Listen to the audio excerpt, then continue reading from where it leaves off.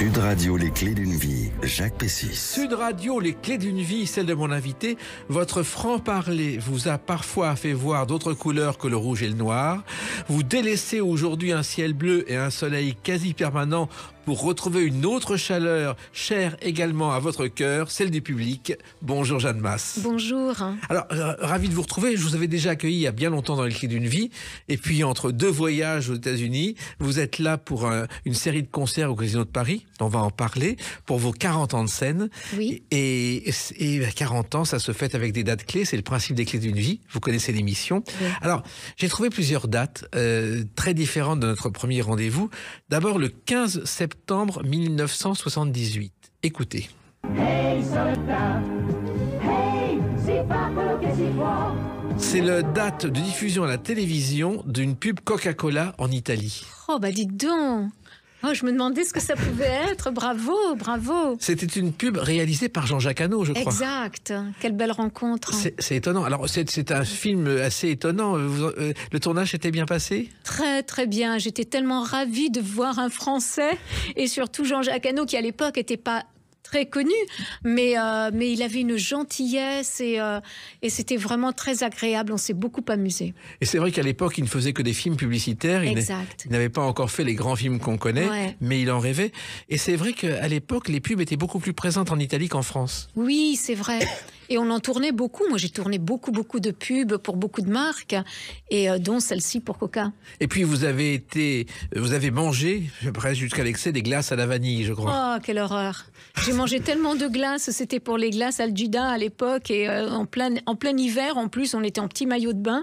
C'était vraiment des expériences. Oui. Et c'est vrai que les glaces italiennes étaient très connues à l'époque, parce que Oui, elles étaient particulièrement bonnes. elles sont toujours très bonnes. Je pense que c'est les meilleures. C'est comme les pizzas. Oui. Personne remplace les Italiens. Et c'est vrai qu'en Italie, dans les années 60, quand on venait, la tradition c'est de manger des glaces qu'on ne retrouvait pas en France. Et il y a un jour un grand fabricant italien qui s'est installé en France, mais c'était pas la même qualité, c'était autre chose. Parce que c'est les ingrédients. Vous voyez, c'est comme le café. En Italie, le café, même si vous prenez les mêmes ingrédients, l'eau et le Lavazza, qui est la marque la plus utilisée en Italie, ça n'a pas le même goût. Et j'ai demandé un jour pourquoi. C'est la qualité de l'eau. Ah, C'est l'eau qui fait la différence.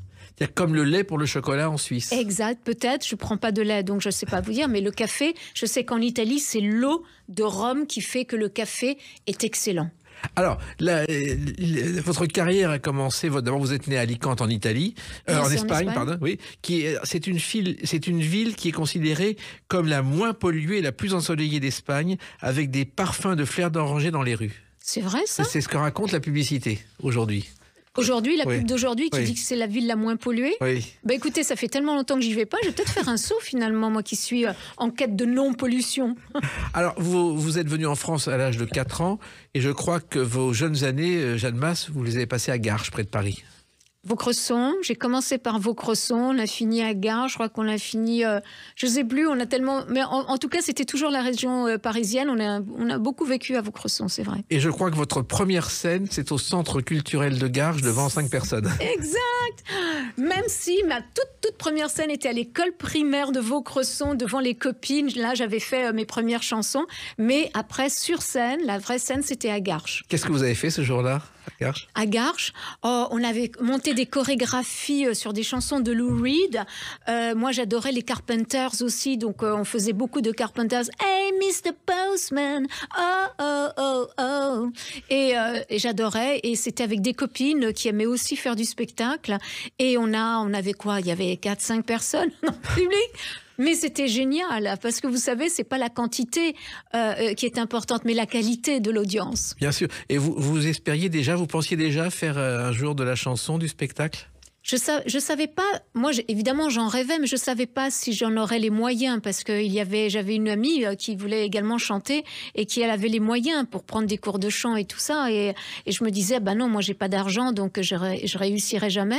Et en fait c'est en partant en Italie que tout a commencé. Alors l'italien vous l'avez appris, je crois, après le bac. Le bac, vous avez eu, je crois, une très bonne note, une mention très bien. Oui, une mention bien. Je crois que c'était mention bien, pas très bien quand même, parce que je crois qu'en maths j'étais pas super top, mais j'étais très bonne en français, j'étais assez bonne, pas en philo, ça allait, enfin, disons, ça passait, j'avais mes propres théories, mais non, j'ai eu mon bac, je l'ai eu parce que ma mère, c'était une fierté pour ma mère que je puisse avoir mon bac. Donc, mais après, j'ai tout arrêté. Je suis rentrée à l'université de Nanterre.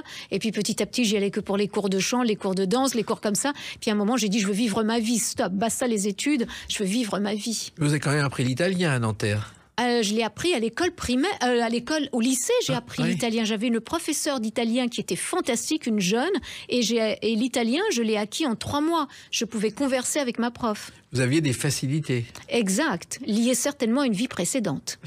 C'est possible. Alors, il se trouve qu'aussi votre autre passion, c'était la télévision, et vous avez fait le siège du studio 102 de la Maison de la Radio pour pouvoir assister à l'émission de Guy Lux, et vous aviez à peine 15 ans. Ouais. Ah, mais j'étais fascinée par la Maison de la Radio parce que, en fait, je savais que tout le spectacle se passait derrière ces portes. Mais on me fermait toujours les portes. Un jour, j'ai réussi à pénétrer en me faisant passer pour une Claudette. Je me suis vite fait attraper et je me suis vite fait virer. Et j'en voulais beaucoup parce que je voulais juste voir ce métier, le voir. Et je suis tombée un jour sur l'artiste Antoine, qui a eu cette gentillesse et cette générosité. Il m'a dit, viens avec moi. Et il m'a pris par la main, il m'a fait rentrer. Et là, j'ai pu assister à l'une des premières émissions de Guy Lux. Et par la suite, lorsqu'on m'a ouvert les portes avec toute première fois, là, ça a été le moment le plus beau de ma vie. Alors, il se trouve que le studio 102, c'était le studio où se tournait le palmarès des chansons et toutes les émissions qui ont suivi. Guy Lux, c'était assez particulier. Je ne sais pas si vous avez vu des scènes où il se trompe dans ses fiches, où il raconte n'importe quoi et il est rattrapé par sa co-animatrice. Tout à fait. Mais bon, il était génial. Génial. Il était carrément génial. Et puis, on lui pardonnait tout parce qu'il avait ce savoir-faire. Et finalement, c'est bien parce qu'il était dans l'imperfection. Et les gens aiment l'imperfection. Mais il avait en même temps la perfection du lieu. Il savait où il fallait placer une caméra et une séquence. Mais il inventait des jeux, je ne sais pas si vous le savez, mais le règlement était tellement compliqué qu'il était incapable de l'expliquer à l'antenne. Il le passait à son assistante qui était incapable aussi de l'expliquer. Le chaos total, ouais, mais c'était drôle. Hein. Et mais en même temps, c'est vrai que pour rentrer au studio 102, à l'époque, il n'y avait pas les gardes du corps et les vigiles d'aujourd'hui, mais c'était pas simple non plus. Oh, il y avait des vigiles, en fait, on vous faisait pas passer comme ça, hein. C'était très très très fermé. Et puis il y avait surtout qu'il y avait beaucoup de gens dehors qui attendaient les artistes. Donc moi j'étais considérée comme quelqu'un qui attendait un artiste, alors que moi pas du tout. Je voulais être considérée comme une artiste qui avait le droit de rentrer. Et moi, jeune journaliste, je devais rentrer au studio 102, je n'avais pas le droit, et j'avais mis un vieux pull, pris un papier et un stylo, et fait pardon. On m'avait pris pour un assistant, et ça, non, on m'a pris pour l'assistant de l'émission, et ça a marché. Trop fort. Trop fort. On avait bien rigolé. Alors, vous partez en Italie, vous allez d'abord faire des pubs, mais aussi des castings et de la télé. Vous êtes speakerine sur une chaîne qui s'appelle Uomo TV. La Uomo TV. Oui. Uomo TV, c'est la télé de l'homme. C'était la première chaîne libre de télévision qui, par la suite, a été rachetée par Berlusconi. Et du coup, ils avaient besoin d'une speakerine. Et quand on m'a appelée pour faire le casting, quand mon agent m'a appelée, j'y suis allée sans trop comprendre. Mais en même temps, j'avais besoin de travailler. Donc, j'ai fait un effort pour apparaître séduisante. Et mon côté français avait bien plu. Du coup, ils m'ont gardée avant de vouloir me virer parce que j'étais tellement nulle. Voilà, mais le public avait bien aimé mon côté un peu à l'ouest. Elle était vraiment déjantée, la jeune, là. C'est-à-dire que je crois que vous fumiez pendant les prises de vue. Vers la fin, on avait fumé des pétards, ça c'est pas bien du tout. Mais qu'est-ce qu'on s'est amusé, franchement. Mais la vie, c'est ça, faut s'amuser. Vous riez d'ailleurs beaucoup à l'antenne, ça a plu aux spectateurs, mais pas à la direction. Ça a plu aux spectateurs, voilà. Puis vous savez, en Italie, le pétard, c'était monnaie courante. Hein. Exactement, à l'époque. Mais les speakerines en France, c'était très différent. Elles étaient vraiment très sérieuses. Catherine Langer venait le dimanche faire passer ses 12 heures et il y avait une machine à sandwich pour tenir le coup. Et on ne bougeait pas, oui. Oh là là, je savais pas ça. C'est autre chose. Alors, à l'époque, vous avez envie de chanter et vous allez rencontrer un groupe qui s'appelle la Bottega dell'Arte. Ça s'est venu comment, ça? Alors, on a fait des concerts. Quand je faisais des concerts que j'appelle les concerts galères, parce qu'on allait au fin fond de l'Italie, on faisait notre concert et on repartait sans être payé. C'était des concerts de rock, hein? Oui, c'était des concerts de tout. J'ai tout fait. Franchement, j'ai tout fait pour gagner ma vie. Et en fait, il y avait aussi ce groupe qui marchait très bien, qui était la Bottega dell'Arte, qui m'a été présenté plus directement par la suite par mon ingénieur du son, Marco Lecci. Et dans l'équipe, il y avait Romano Musumara, Piero Calabrese, il y a toute l'équipe qui a travaillé avec moi par la suite. Et il démarrait, Monsieur Marat, personne ne le connaissait. Je crois qu'il avait fait la phase B d'un disque de musique électronique qui s'appelait Automate, qui a été utilisé par la chaîne brésilienne Globo. C'était sa seule gloire à l'époque. Ah, je sais pas. Si, c'était ses tout débuts. Et d'ailleurs, il n'a pas été très sympa avec vous au début. Vous avez vu que c'était le chef, c'était le moins sympa de la bande lors de votre première audition. C'était le chef, donc ce qu'on appelle le maestro. Donc le maestro, faut qu'il ait une attitude, le maestro. Donc il avait cette attitude, c'était je sais pas. Et tous les autres étaient ma romano, ma che pensi, ma questo. Et en fait, on lui donne après son statut, on s'adapte à son statut de maestro et donc de chef. Et il vous a poussé dans vos limites dès la première audition. Ah oui, c'était horrible. Tutu non sai, tutu. Je me suis dit, je vais tomber dans les pommes tellement il y avait de souffle et je me disais non, vas-y, parce que c'est ta chance c'était une chance pour moi. Tout ce qu'on m'offrait était pour moi une chance qu'il fallait que je cueille à chaque fois et peu importe la souffrance physique. Il fallait continuer. D'ailleurs, il vous a demandé d'écrire une chanson en français. Il m'avait demandé d'écrire le texte français de Tutu non sai. Oui. Et donc, du coup, le soir, je me suis rentrée chez moi et puis j'ai fait ça et on l'a rechanté cette fois. Toute première fois, toute Madonna. C'était quand même... C'était rock'n'roll. Hein. Voilà. Et justement, il y a eu d'autres dates rock'n'roll. Et il y a une date importante dans votre vie, c'est le 20 mars 1984. On en parle dans quelques instants sur Sud Radio avec Jeanne Masse. Sud Radio, les clés d'une vie, Jacques Pessis. Sud Radio, les clés d'une vie, mon invité Jeanne Masse. Nous parlerons tout à l'heure du Casino de Paris, où vous fêterez aux 40 ans de carrière, déjà, ça va trop vite. Et le 20 mars 1984, alors c'est une date importante, parce que la légende prétend que votre première télé, c'était Jour J. Alors c'était le 21 mars, et le 20 mars, il y a eu une autre émission où vous avez chanté ceci.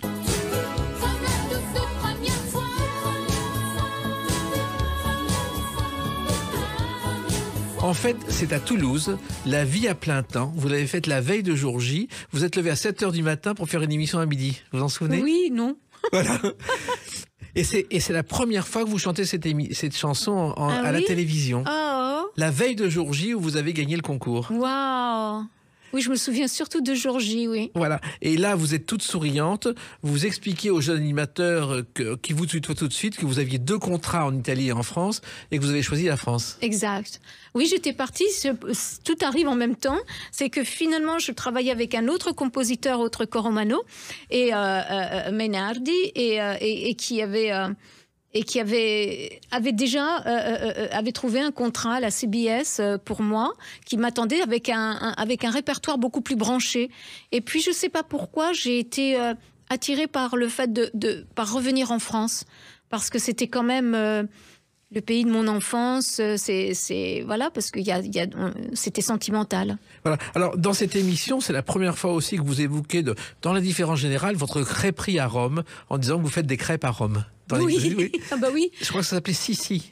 Chez Sissi. Oui. Chez Sissi, c'est ma copine Sylvana.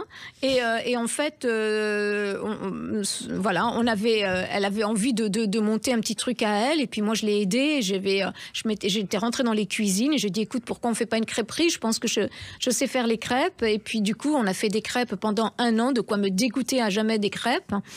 Et puis voilà, et ça a très très bien marché. Et quand ça a marché, mais... C'était horrible d'être dans les cuisines. Alors elle avait le beau rôle, hein, parce qu'elle était en salle, donc voilà, elle brillait, tout ça. Moi, j'étais au fourneau. Mais on avait créé un concept très sympa, qui était toutes les crêpes avaient un nom d'acteur français. Donc il y avait la crêpe Brigitte Bardot, la crêpe Alain Delon, la crêpe Jean-Paul Belmondo. Voilà, et les gens choisissaient la crêpe... qu'il désirait. La crêpe Delon était aux épinards, la crêpe Belmondo aux champignons. Exact. Et alors, il se trouve qu'en fait, ça marchait gentiment, il y avait une dizaine de tables, mais un jour, il y a un article dans la Corriere della Sera qui a tout lancé. Et c'était, voilà, et qui a parlé de notre restaurant. Et depuis, c'était salle pleine, tous les soirs. Des fois, j'avais même plus assez de pâtes pour finir. Et alors, j'ai appris à faire les crêpes, mais j'ai aussi appris à faire la mousse au chocolat. Et puis, elle voulait aussi qu'on fasse des pâtes, mais moi, j'avais pas envie de faire 10 000 trucs. Non, chez nous, on venait pour manger des crêpes. La mousse au chocolat, elle a été créée par un Suisse qui s'appelait Charles Fazy, qui était le cuisinier de Louis XVI. Et on l'appelle mousse au chocolat parce que ça dérive de l'écume sur la boisson de chocolat à l'époque. Oh, voyez. Ça, c'est l'histoire vraie. C'est génial. Alors, les comédiens français étaient connus en Italie, Delon, Belmondo, Bardot et quelques autres, non? Ouais. Alors les autres, c'était quoi? Depardieu, il je crois. y avait De Funès. Ah oui, mais j'avais pas pris De Funès, j'avais pris plus ma génération. Et Francis Blanche était très connu en Italie. Oui. Parce qu'il avait fait le Papa Schultz dans le Babette s'en va en guerre avec Bardot. Et depuis, chaque fois qu'il fait un rôle d'officier nazi, on appelait Francis Blanche. Oh, d'accord. Alors, finalement, quand vous faites cette télé, personne n'imagine que toute première fois va être un succès. Qui vous a vous-même surpris, Jeanne Masse. Ah oui, surtout que j'avais vu 2 maisons de disques avant Pathé Marconi qui m'avaient carrément dit non, ça nous intéresse absolument pas. Et puis de toute façon, les femmes elles font pas du rock. Déjà toute première fois, elle était pas très rock, mais c'est bon. Bref, quand je leur avais dit que je venais du rock, ils m'ont dit mais non, les femmes font pas du rock. Alors déjà misogynie à fond, mais c'était la rencontre avec Jean-Jacques Souplet, qui était un homme sensible et surtout musicalement très sensible, voilà, qui arrivait à détecter les talents et qui m'a dit « Welcome to Pathé Marconi ». Jean-Jacques Souplet, qui a été le directeur artistique de Pathé Marconi, avait également découvert Gérard Lenormand, auquel personne ne croyait. Exact. Et on voit le résultat aujourd'hui. Et on voit le résultat. Alors, tout a commencé effectivement, je crois qu'en Italie, vous étiez dégoûté, vous vous apprêtez à prendre un train et il y a un dîner qui va finalement changer votre carrière. C'est-à-dire que on vous demande de laisser la cassette de cette première fois à un copain qui la transmet justement à Jean-Jacques Souplet. Voilà, c'est ça qu'il avait. En fait, moi, je repartais bredouille en Italie, et puis un ami à moi me présente un ami à lui qui finalement me dit, moi, je veux être producteur et tout ça. Donc je lui dis ah bon. Puis on va dîner chez lui. Je lui donne la cassette. Je repars de toute façon en Italie sans y croire, et il me rappelle 15 jours après en me disant tu peux remonter en France parce qu'on a un rendez-vous. Et c'est comme ça que c'est né et que ça s'est fait. J'ai fait what? Et vous ne pensiez pas que ça aurait autant de succès? Ah ben non, quand même pas. Je crois que le disque se vendait à 30 000 exemplaires par jour. Oui, à la rentrée, on m'avait envoyé faire les clubs. Et donc j'ai fait plein de clubs. Je me suis dit mon Dieu, c'est ça maintenant que je dois faire, chanter en playback dans des clubs avec des gens bourrés qui sont en train de danser devant moi. Mais bon, c'est pas grave, je fais toujours sérieusement mon travail, donc je l'avais fait très sérieusement. Et en rentrant, je me suis dit c'est pas grave, je repars en Italie jusqu'à ce que la maison de disques m'appelle en disant c'est de la folie, on est à 30 par jour, 30 000 par jour. Et j'ai fait, je sais pas ce que ça veut dire, mais ils ont l'air super contents, donc c'est bon signe, Jeanne, c'est bon signe. Et cette émission Jour J, qu'est-ce que c'était?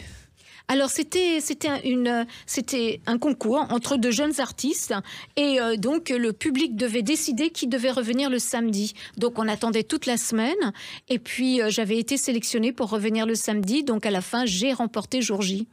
Et en même temps il y a eu un clip qui a été réalisé par José-Louis Bocquet qui est ensuite devenu je crois éditeur et qui écrit maintenant les aventures de Black et Mortimer dans le dernier album L'Art de la Guerre. Oh d'accord, mais c'est pas lui qui l'a réalisé. Lui, il était mon coéquipier sur Johnny. Comme c'était un journaliste et qu'il était fort beau garçon, je lui avais demandé s'il voulait jouer le rôle masculin et il avait joué, il avait accepté, on s'est bien amusé. Mais il était très, très, très introverti. Je comprends maintenant qu'il soit plus dans l'écriture.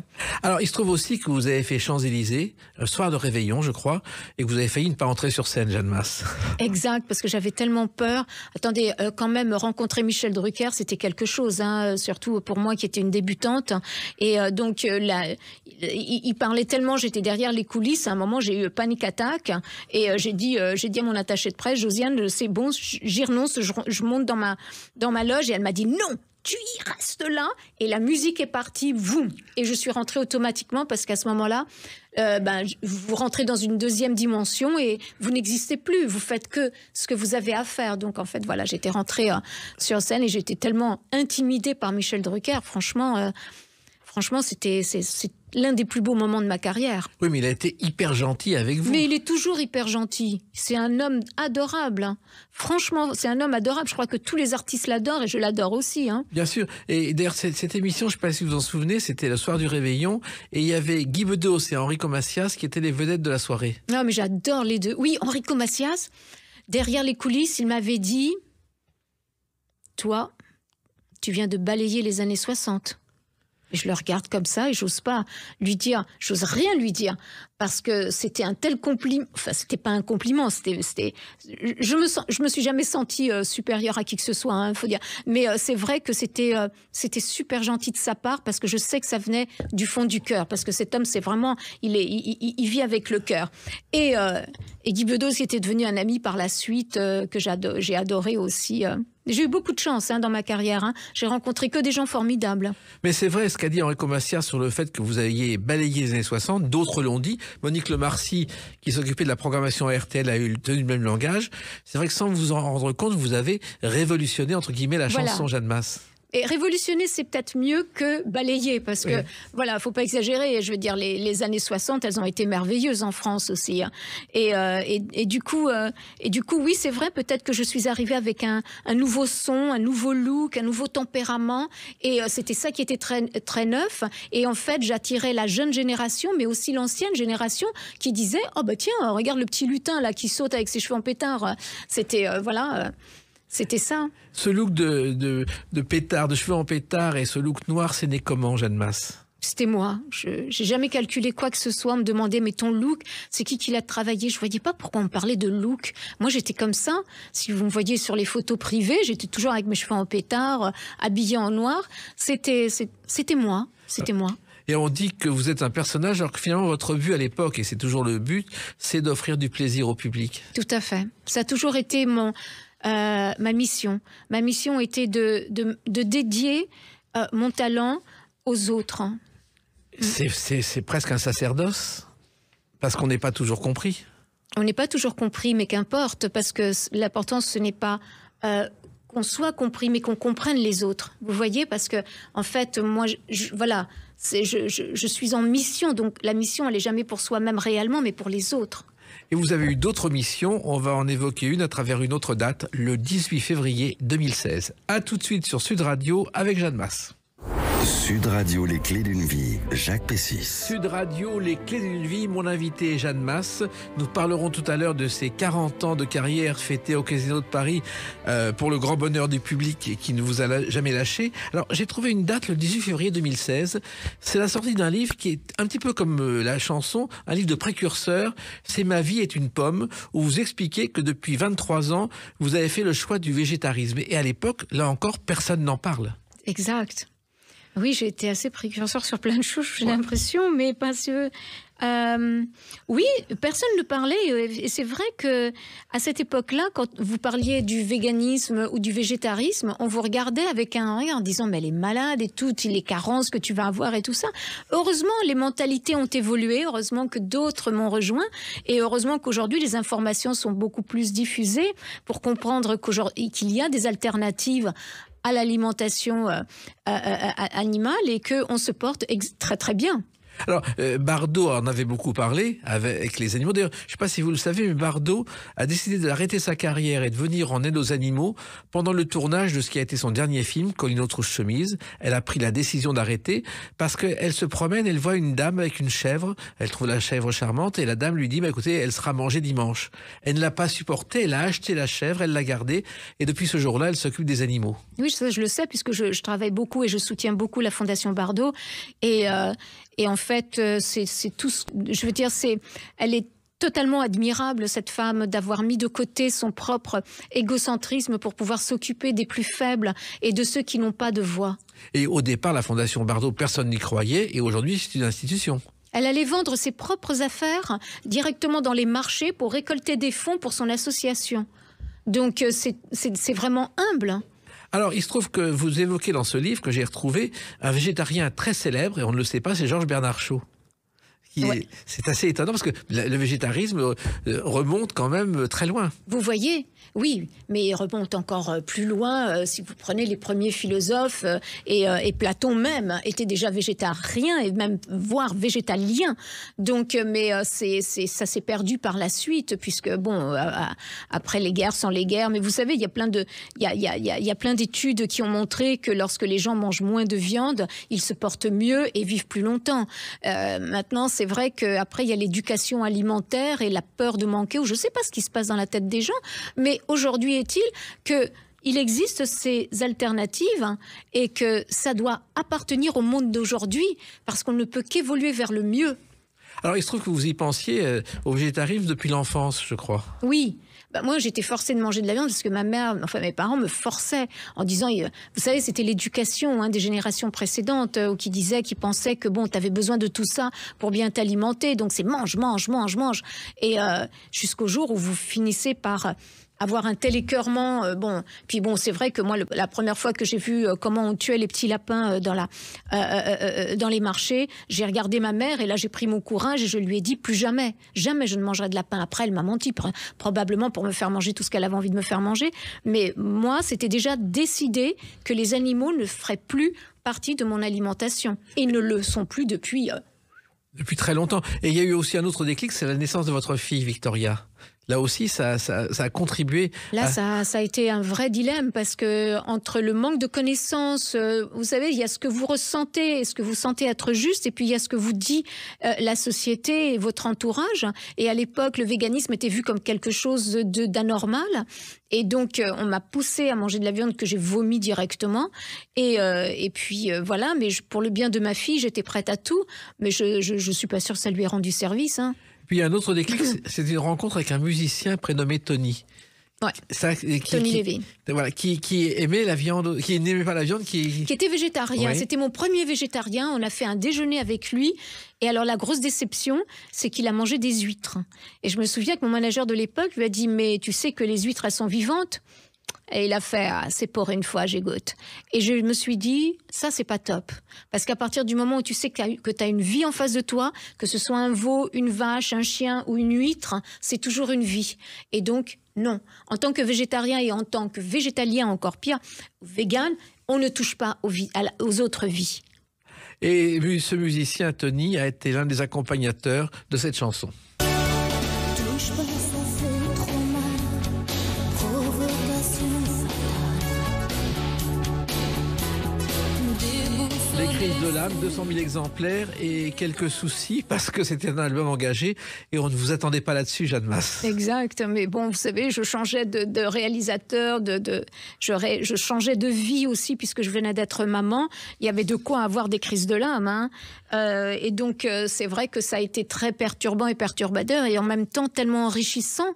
Et c'est un album qui, selon moi, est finalement l'album qui se rapproche le plus de moi puisque j'y ai écrit des textes plus engagés, en tout cas plus de femmes, puisque je parle aussi du viol, je parle aussi de la guerre telle que je la voyais comme quelque chose de terrible. Et enfin, c'est quelque chose de terrible, mais je me mettais à la place de tous ces pauvres gens qui n'ont rien demandé et qui subissent. Et en fait, c'était ça, toutes mes crises de l'âme, elles étaient là. Il y avait mon bébé rock qui était là. Et c'est un très bel album. Et dommage que les médias se soient opposés à ce moment-là parce qu'ils trouvaient que c'était peut-être trop direct, parce que finalement, ce qui les dérangeait, c'était qu'une femme dise certaines choses parce que c'était sois belle et tais-toi. Quelque part, bon, voilà, ça c'était les années 80, 90. Heureusement que ça a évolué.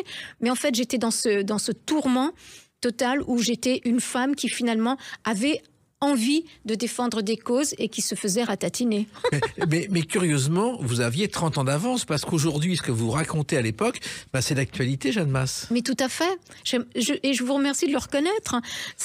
À l'époque, c'est vrai que je pensais être dans le juste, mais j'étais trop en avance. Je ferais un album comme Les Crises de l'âme aujourd'hui, on dirait « ouais, elle est dans le temps, elle est super branchée ». Non, j'étais déjà branchée, les gars. Et aujourd'hui, je suis contente que finalement, il y ait des associations et des mouvements comme le MeToo qui prennent la relève, mais 30 ans après. Voilà, vous avez écrit une lettre à François Mitterrand pour lui demander de nous rassurer face aux violeurs et aux tueurs d'enfants. Voilà, et ça, encore une fois, personne n'en parlait à l'époque. Non, personne n'en parlait, mais après ça a été repris par un certain parti qui a dit, vous voyez, même Jeanne Masse, c'est pour la peine de mort. De quoi il parle? J'ai jamais parlé de peine de mort. Je ne suis pas pour la peine de mort puisque je suis contre la punition, mais je suis pour l'éducation. Éduquer les jeunes, éduquer les hommes, et puis quand les hommes sont malades, eh bien, les prendre en charge et les traiter pour qu'ils arrêtent d'être malades. Mais non, moi je venais d'être maman et quand j'ai écrit, c'est vrai qu'il y avait une série de viols et d'enfants, de petites filles, et dont 2 d'entre elles, je me souviens, avaient été massacrées. Et j'avais tellement peur que j'ai demandé je me suis adressée au président de la République. Où était le tort? Je ne sais pas, on peut s'adresser à Dieu, mais pas à lui. Donc, c'était compliqué. Mais moi, je l'ai fait en toute bonne foi. Oui. Je voulais juste qu'on me rassure et qu'on me dise, vous inquiétez pas. Je voulais qu'il rassure toutes les mamans en disant, ça ne va pas se reproduire, ou en tout cas, on va être plus vigilants, ou en tout cas, ceux qu'on considère être malades, on ne va pas les lâcher dans la rue.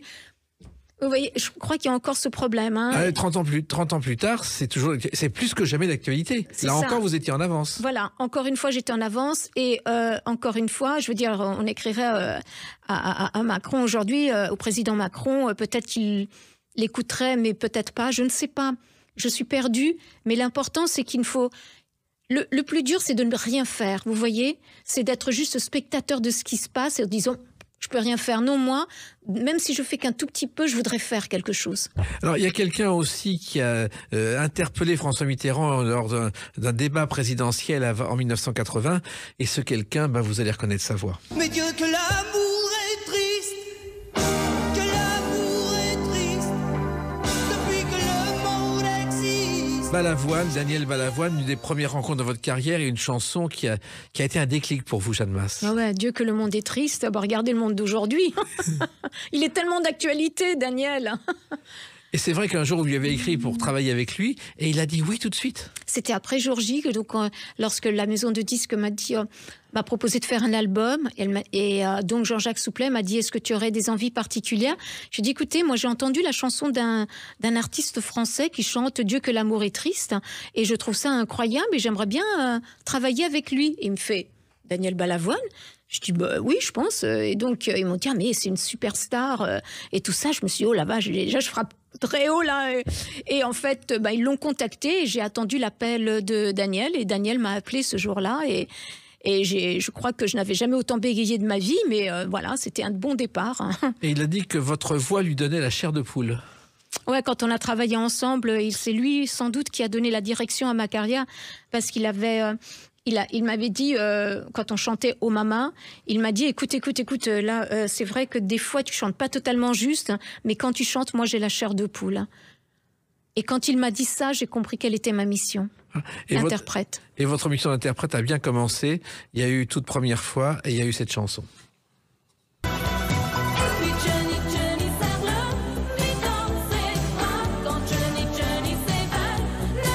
Là aussi, c'est un immense succès. Tout de suite. Tout à fait. Et Daniel avait dit, j'arrive pas à croire qu'une femme ait écrit ce texte avant moi. C'est fou, hein? Oui. Et les textes venaient spontanément comme ça? Oui, mais je pense que voilà, c'est parce que j'adore m'introduire mentalement et spirituellement dans la vie des autres et de sentir ce qu'ils ressentent et de pouvoir l'après l'écrire. Hein. Alors, il se trouve que moi, j'ai vu un film qui s'appelle La vie dissolue de Gérard Floch, de Georges Lautner, et dedans, il y a Jacqueline Maillan qui danse sur cette chanson. Magnifique, oui. On a fait une émission ensemble après avec Jacqueline. C'est fou, hein? Oh, elle est formidable. Elle a fait très peu de cinéma, elle préférait le théâtre, elle vivait pour le théâtre, et je pense qu'elle aurait mérité de faire beaucoup plus de films. Tout à fait. Et puis, il y a eu surtout, à cette époque, cette chanson.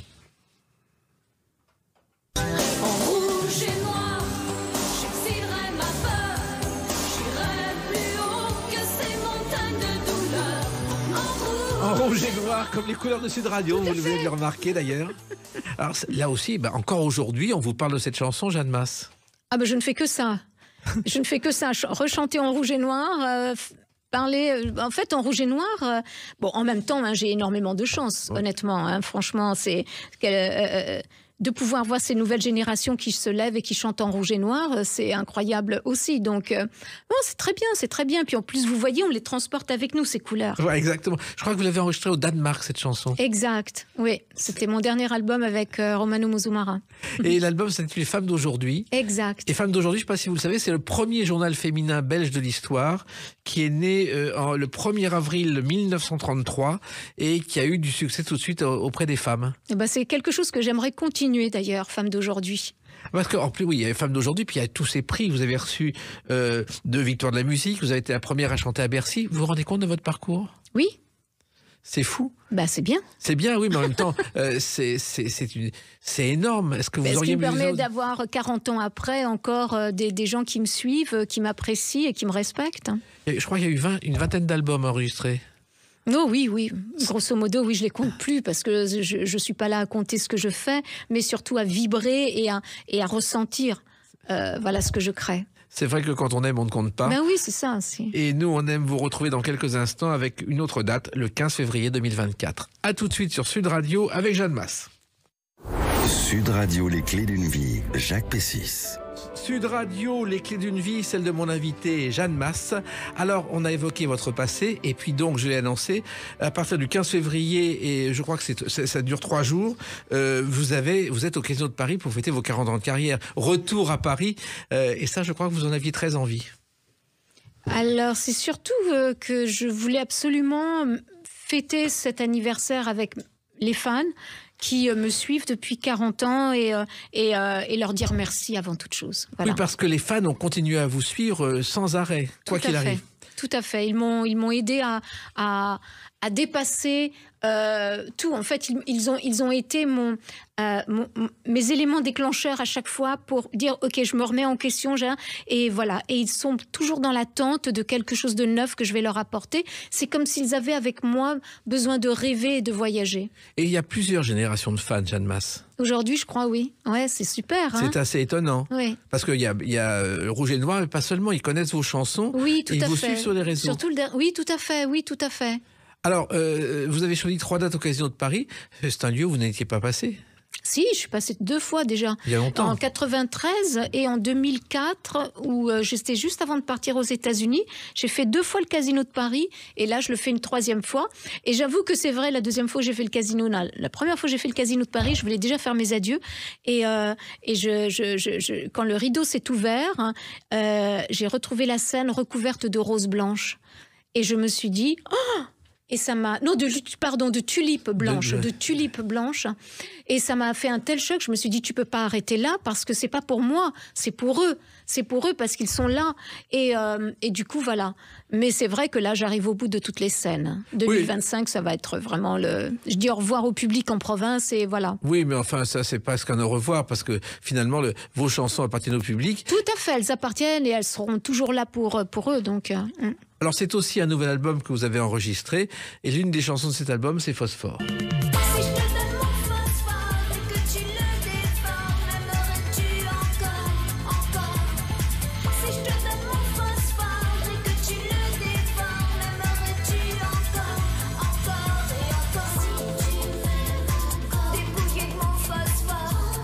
Du Jeanne Masse pur et dur.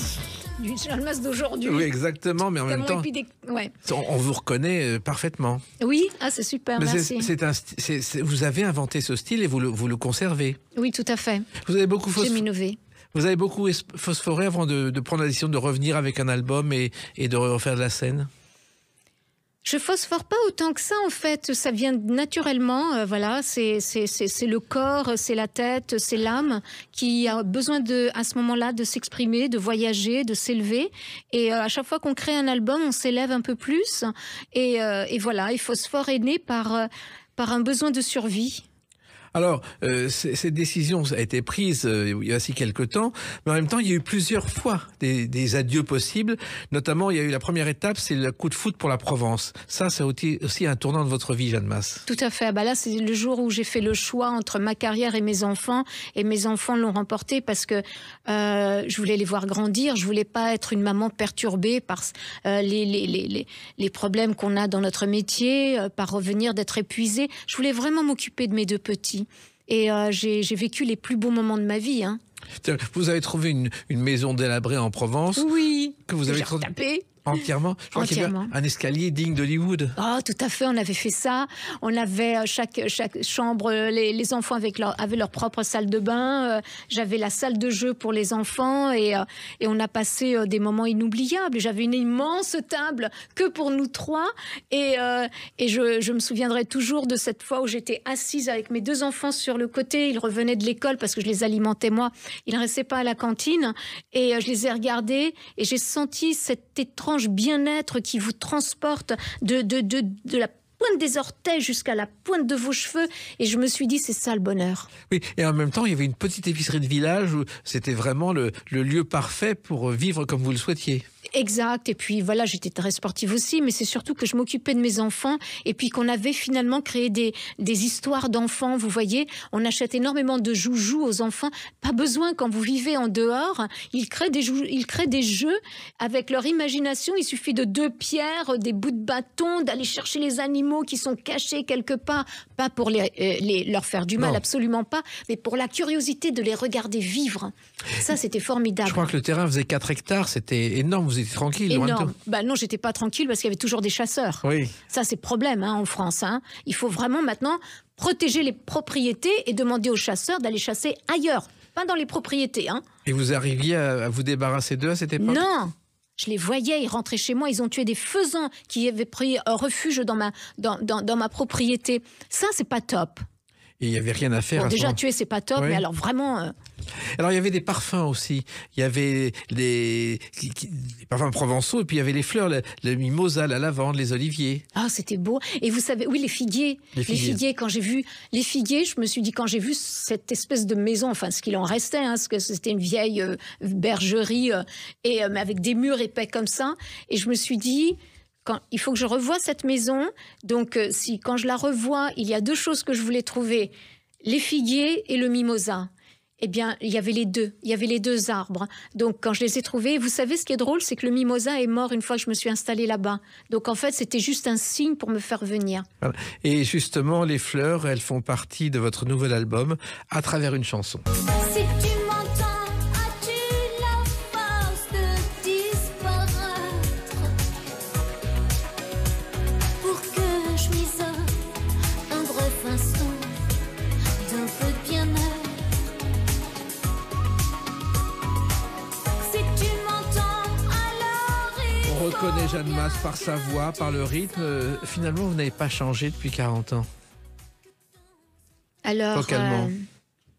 c'est bien ou c'est pas bien? C'est bien. Ah, ok. Non, mais c'est bien. C'est une qualité, c'est pas si fréquent. Ouais, mais les arrangements sont quand même un peu plus actuels Oui. aussi, voilà. Mais je parle de la voix. Ah, la voix, oui, c'est vrai, ah bon, elle a pas trop changé? non. Je m'en rends pas compte, en fait. Ah, c'est exactement la même. On vous reconnaît entre mille. Ah. Alors, les fleurs, justement, c'est aussi une de vos préoccupations, car vous êtes installé aux États-Unis et les plantes et les fleurs, ça fait partie de votre quotidien aujourd'hui. Oui, tout à fait. J'ai découvert l'osmose. En fait, je me sens un élément parmi les autres éléments de cette planète. Et c'est vrai que le fait de jardiner, j'ai acheté une maison où il y avait strictement rien. Le jardin n'était qu'un bout de terre sec. Et je me suis dit, moi qui adore les plantes, je me suis dit, je vais tout planter. Je veux une plante de chaque espèce. Et donc, j'ai commencé à planter dans tous les sens. Mais un bordel, j'ai fait. Mais après, là, maintenant, je mets un peu dedans. Mais c'est vrai que, vous voyez, j'ai commencé à observer les plantes, à observer les mauvaises herbes, comment elles poussaient, voilà, comment elles essayaient de s'infiltrer parmi les belles plantes comme ça pour pouvoir survivre. Des fois, elles me font de la peine, mais c'est extra. Et vous savez, et donc du coup, j'ai découvert qu'il y avait la conscience. Vous savez que les plantes ont conscience de leur existence. C'est extrêmement important qu'elles communiquent entre elles à travers ce réseau qui est sous terre, fait de champignons comme ça. C'est extraordinaire. Et d'un seul coup, je compare mes plantes, je compare mes fleurs au monde des hommes et je me demande pourquoi on n'arrive pas à cohabiter tous avec la même harmonie que toutes ces belles plantes qui adorent être entre elles, parce que plus elles sont mélangées, plus elles sont belles. Et d'ailleurs, vous avez un point commun avec Guy Béard, qui habitait Garches d'ailleurs, Oui. qui avait une belle maison, et tous les matins, il parlait à son arbre qu'il appelait Fernand. Oh. Et lorsqu'il était en colère, il se tournait de l'autre côté pour ne pas blesser Fernand. Oh, alors ça, c'est magnifique. Moi, j'ai passé des nuits entières devant mes jeunes arbres parce qu'il y avait la tempête. Des fois, on a des orages très très forts et très violents pour pouvoir les retenir face au vent qui voulait les casser. Et j'ai passé des nuits blanches juste à veiller sur mes plantes. Eh bien, elles me le rendent. Elles me le rendent parce qu'elles sont de plus en plus belles et que voilà, la nature vous rend tout le bien que vous lui faites. Il faut arrêter de la détruire. La nature, ce sont les États-Unis, car vous êtes allé aux États-Unis, vous êtes installé, vous y êtes toujours.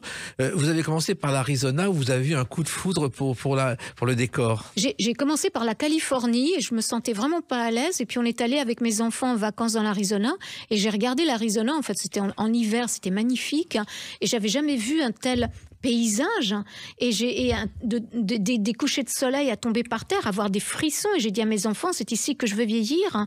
Et par la suite on est parti à New York, on a vécu là-bas aussi, et puis on est revenu dans l'Arizona avec mon fils et je ne vis pas dans l'Arizona comme certains pourraient le penser parce que je vis au soleil et parce que je suis richissime, mais tout simplement parce qu'il y a une simplicité dans cette vie qui me plaît et qui me convient. Et personne ne sait que vous êtes chanteuse en France. Et je crois même pas le nom de Jeanne Mas, on le connaît pas. On ne connaît pas. Il y a que mes impôts qui savent, qui connaissent mon nom, voilà tout ce qui est social en fait. Mais jamais mes voisins. J'ai acquis enfin ma maison est acquise sous le nom d'une société, ce qui fait que comme ça, je peux vivre tranquille et vivre incognito. Voilà. Et votre fils est ingénieur du son, je crois. Oui. Et vous-même, vous avez créé une petite entreprise. Rien à voir avec la chanson. Oui. Ah non, vous parlez du véganisme? Non, je parle de tout ce que vous avez fait à côté, c'est-à-dire la société de production. Ah oui, tout à fait.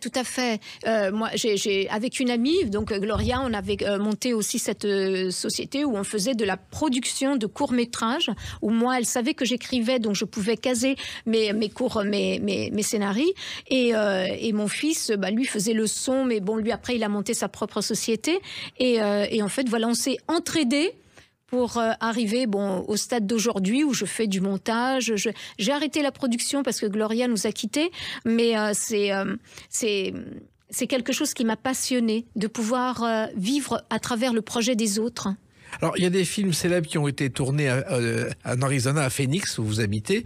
Il y a le début du film Psychose d'Alfred Hitchcock, et il y a la scène finale du film L'épreuve de force avec Clint Eastwood à Phoenix en 77. Ouais. Ça, ce sont des films qui ont marqué l'histoire. Tout à fait. Alors, votre fils travaille là-bas. Votre fille est à Paris, elle est devenue romancière célèbre, Victoria Mas. Tout à fait. Vous devez en être fière. Je suis fière de la femme qu'elle est et je suis ravie pour elle et je suis heureuse qu'elle arrive aujourd'hui à exprimer son talent. Alors, votre talent, vous l'exprimez aussi, vous continuez à l'exprimer en chanson. Et dans cet album, il y a une chanson qui s'appelle « Je passe ». Je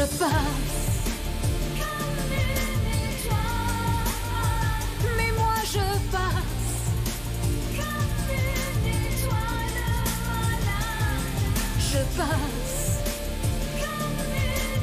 Vous passez par la France, une France qui a changé artistiquement. Quand vous arrivez, vous êtes quand même très surprise, Jeanne Mas. Ben oui, c'est difficile aujourd'hui de faire le métier que je faisais moi dans les années 80 parce que les émissions ont énormément changé. Il y a moins aussi d'ouverture pour les nouvelles créations. Il y a moins d'ouverture au niveau des passages radio, des émissions de télévision de variété. Aujourd'hui, on est plus dans les talk-shows. Aujourd'hui, il faut faire du buzz. Oui, et moi, ça, je ne sais pas faire. Moi non plus, je vous rassure. C'est pour ça qu'on s'entend bien. Mais le métier a énormément changé. C'est vrai que je me sens un petit peu frustrée par moment de ce métier qui en fait on vibre moins qu'avant. Et encore, moi j'ai eu de la chance. Je suis née dans les années 80.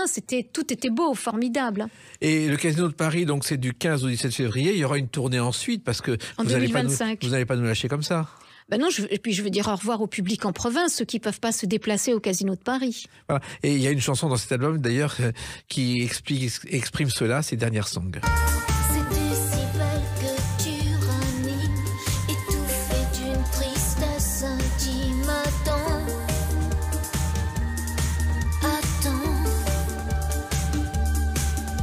dans ton regard j'y vois le film. C'est vrai que Dernière Song, ça fait penser aux adieux. Mais pour l'instant, il y a le Casino de Paris, il y a cette tournée. Oui, mais si je peux me permettre une petite parenthèse, Dernière Song ne parle pas de la fin de ma carrière, mais parle surtout il y a eu un fait divers d'un homme qui s'était ôté la vie pour qu'on puisse prendre regarder la souffrance des femmes en Iran. Et je voudrais juste, si vous me le permettez, juste soulever, c'est à ce moment-là où je me suis demandé si sa mort avait vraiment servi à quelque chose, ou si le fait d'être resté en vie et de lutter pour qu'on arrête de torturer les femmes avec cette histoire de voile. Le voile doit être une option, doit être un choix chez les femmes, pas une obligation, et encore moins de les fouetter ou de les lapider ou de les enfermer et de les tuer juste parce qu'elles ont porté un petit voile de travers. Alors moi, c'est vrai que je suis très sensible à la cause des femmes, et cet homme, lorsqu'il a retiré sa propre vie pour qu'on en parle, personne n'en a parlé, alors j'en ai fait une chanson. Et vous avez eu bien raison, et de continuer à défendre les causes que vous soutenez, et puis de continuer à chanter pour le bonheur du public. Merci. Donc du 15 au 17 février, Occasion de Paris, et ensuite en tournée, et d'autres choses peut-être, on en reparlera dans les Clés d'une vie. Oh, avec joie. plaisir. Merci Jeanne Mas. Merci à vous. Les Clés d'une vie, c'est terminé pour aujourd'hui. On se retrouve bientôt. Restez fidèles à l'écoute de Sud Radio.